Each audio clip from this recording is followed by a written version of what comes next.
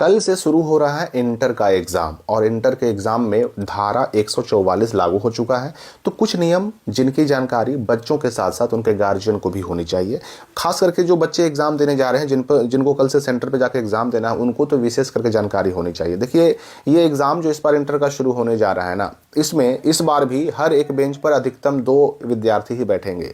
दोनों मतलब एक बेंच के दोनों किनारों पर, और एक के पीछे एक इस तरह से बच्चे बैठाए जाते हैं। सीसीटीवी और वीडियोग्राफी से होगी निगरानी। सीसीटीवी कैमरे लग चुके हैं आपके सेंटर पर।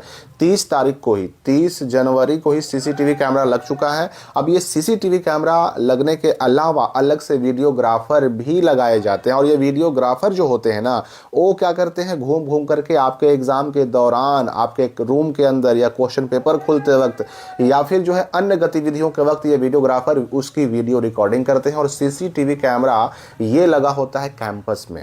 अब ये सीसीटीवी कैमरा कहाँ पे लगा रहेगा भाई? तो ये सीसीटीवी कैमरा अगर देखा जाए तो मेन गेट पर जहाँ से मुख्य रूप से एंट्री होती है वहाँ रहता है, आपके कैंपस में रहता है। अगर मैदान है तो उस मैदान को पूरा कवर किया जाता है, गलियारी अगर है उसको कवर किया जाता है, जहाँ से आप रूम में एंट्री करते हैं वो भी सीसीटीवी कैमरे की निगरानी में होता है। हाँ, बस सीसीटीवी कैमरा नहीं होता है तो आपके रूम में, जिस रूम में बैठ करके आप एग्जाम देने वाले हैं ना, उस रूम के अंदर सीसीटीवी कैमरा लगा हुआ नहीं रहता है। हो सकता है किसी प्राइवेट स्कूल में किसी का सेंटर गया हो तो वहाँ पर पहले से अगर सीसीटीवी कैमरा लगा हुआ हो तो उसकी मॉनिटरिंग बिहार बोर्ड नहीं करता है। और ये जो एग्जाम अभी कल से 2 तारीख से शुरू होने जा रहा है ना, इसमें जो सीसीटीवी कैमरा लगे हुए हैं ये स्पेशली बिहार बोर्ड ने खुद लगवाया है। और एग्जाम के बाद मैट्रिक का एग्जाम, इंटर के बाद जैसे मैट्रिक का एग्जाम खत्म हो जाएगा, मैट्रिक का खत्म होते ही ये सीसीटीवी कैमरे बिहार बोर्ड हटवा लेगा। तो पहले से जिन स्कूलों में लगा हुआ है मैं उसकी बात नहीं कर रहा हूँ। बिहार बोर्ड ने जो भी सीसीटीवी कैमरा लगाया ये केवल कैंपस की निगरानी के लिए।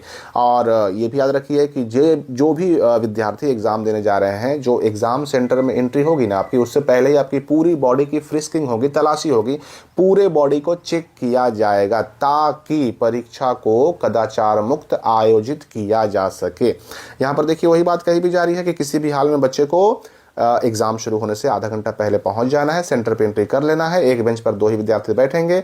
और यही नहीं, कदाचार मुक्त परीक्षा संपन्न कराने को लेकर के सभी सेंटर के मुख्य द्वार पर और अन्य संवेदनशील स्थानों पर वीडियोग्राफी और सीसीटीवी कैमरे लगाए जाएंगे। ऑलरेडी 30 तारीख को यह कैमरा लग चुका है, ठीक है ना। इसके अलावा यह भी निर्देश दिया गया है कि जितने भी जिले हैं, सभी जिलों का जो नियंत्रण कक्ष यानी कंट्रोल रूम है, वह सोशल मीडिया पर भी नजर रखेगा। जिला का साइबर सेल 24 घंटे सोशल मीडिया पर भी नजर रखेगा। कहीं कोई व्हाट्सएप पे, फेसबुक पर, अन्य किसी सोशल मीडिया प्लेटफॉर्म पर कोई आपत्तिजनक चीज, कोई भ्रामक चीज, कोई गलत या अफवाहजनक खबर तो पोस्ट नहीं ना हो रही है, या फिर किसी क्वेश्चन पेपर को, कोई आपत्तिजनक चीज को वायरल तो नहीं ना किया जा रहा है। और ऐसा कोई अगर करता हुआ पाया जाएगा ना, तो उसको चिन्हित करके, उसकी पहचान करके उस पर कड़ी कार्रवाई भी की जाएगी।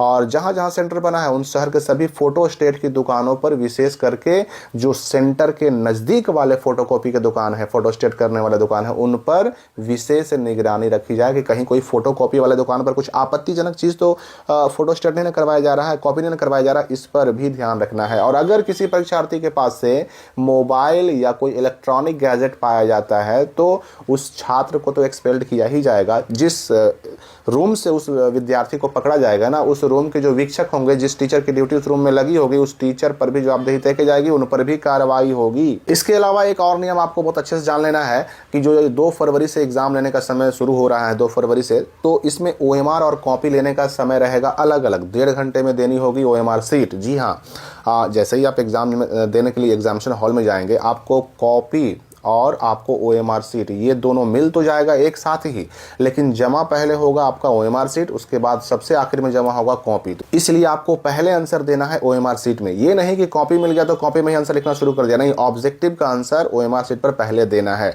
अब ये कॉपी कैसा मिलता है, OMR सीट कैसा मिलता है, अटेंडेंस सीट कैसा मिलता है, कैसे उसको सही भरना है, इसका ऑलरेडी वीडियो बना हुआ है, जिसका लिंक मैंने इसी वीडियो के डिस्क्रिप्शन और कमेंट में डाल दिया है, आप वहां से भी जाकर के देख सकते हैं।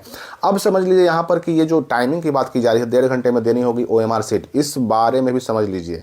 देखिए, पहली पाली में 11 बजे तो दूसरी पाली में 3:30 बजे परीक्षार्थियों से OMR सीट ले ली जाएगी। यानी आप ये नहीं सोचिए कि एग्जाम खत्म हो रहा है फर्स्ट सिटिंग का 12:45 तो 12:45 तक OMR सीट हमारे पास पड़ा रहेगा, बिल्कुल नहीं। 11 बजे से लेकर के 11:15 होते होते आपका OMR सीट आपसे ले लिया जाएगा, ठीक है। सेकंड सिटिंग वाले जो बच्चे हैं उनका भी OMR सीट 3:30 बजे ले लिया जाएगा। ये नहीं कि 5 बजे तक आपके पास रखा रहेगा, बिल्कुल नहीं।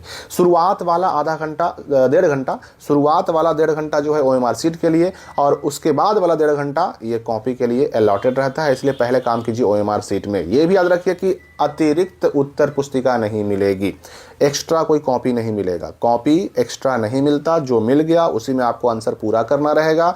अगर मान लेते हैं कि आपका आंसर उसमें पूरा नहीं भी हो तो एक्स्ट्रा कॉपी मिलने वाला नहीं है, उसी से काम चलाना पड़ेगा।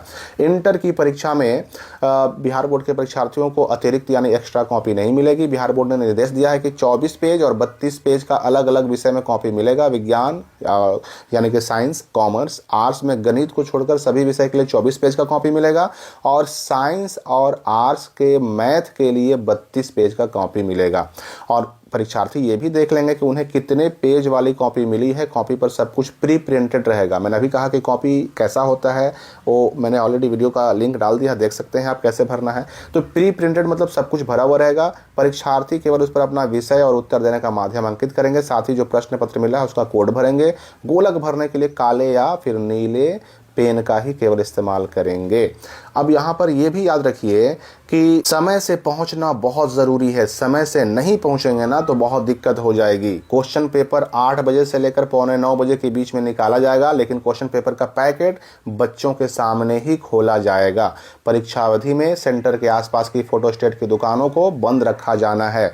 जूता मोजा इस बार अलाउ नहीं है, इस बार जूता मोजा पहन कर नहीं जाना है, चप्पल ही पहन करके जाना है। स्वेटर जैकेट पहन करके जा सकते हैं, उसमें कोई दिक्कत नहीं है। रही बात तो कि एग्जामिनेशन सेंटर पर सुई वाली घड़ी यानी एनालॉग क्लॉक लेकर के जा सकते हैं कि नहीं, तो भाई सुई वाली घड़ी पर भी रोक है। लेकिन हाँ, हो सकता है किसी किसी सेंटर पर सुई वाली घड़ी पहनकर जाने पर रोक ना लगाई जाए, लेकिन सुई वाली घड़ी हो, चाहे डिजिटल क्लॉक हो, चाहे आपका एंड्रॉयड वॉच हो, कोई भी स्मार्ट वॉच हो, आपको किसी भी तरह की घड़ी पहनकर नहीं जानी है। घड़ी कोई भी हो उस पर रोक है। एक भी इलेक्ट्रॉनिक गैजेट अलाउड नहीं है। लेकिन हाँ, कुछ चीजें ऐसी होती हैं कि जो सेंटर पर भी डिपेंड करती हैं, तो कुछ कुछ चीजों के लिए आपको सेंटर से पूछना पड़ेगा। पानी का बोतल हो गया या फिर ट्रांसपेरेंट पाउच हो गया, ये सब के लिए आपको सेंटर से पूछना होगा। और मैं आपको सलाह दूंगा कि पहले दिन आप जाएं तो अपना एक पहचान पत्र लेकर के जाएं। यहां पर याद रखिए कि बोर्ड ने निर्देश दिया है कि 2 मिनट की देरी से भी पहुंचने वाले परीक्षार्थियों को प्रवेश नहीं देना है, एंट्री नहीं करने देना है। और यही नहीं, अगर कोई जबरदस्ती करता है, कोई जो है बाउंड्री वॉल को कूदता है, कोई चारदीवारी कूदता है, तो उसको 2 साल के लिए बिल्कुल एग्जाम से बाहर कीजिए और उस पर FIR भी कर दीजिए। यानी कि वो बच्चा जो है उसको क्रिमिनल ट्रेस पास मानते हुए ये सारे काम जो है ना क्रिमिनल की श्रेणी में आएगा और उस बच्चे को 2 साल के लिए एग्जाम से बाहर कर देना है। तो एग्ज़ाम से जुड़े लगभग सारे डाउट्स मैंने क्लियर कर दिए हैं। अगर फिर भी कोई सवाल आपका बच जाए या फिर आपको ऐसा कुछ लगे कि भाई इस टॉपिक पर वीडियो बनना चाहिए, तो कमेंट करके जरूर बताइए कि कौन से टॉपिक पर वीडियो बनाया जाए, ताकि एग्ज़ाम से पहले आपका वो भी समस्या सॉल्व हो सके। इस वीडियो के लिए इतना ही। हम मिलेंगे अगले वीडियो में नए अपडेट के साथ।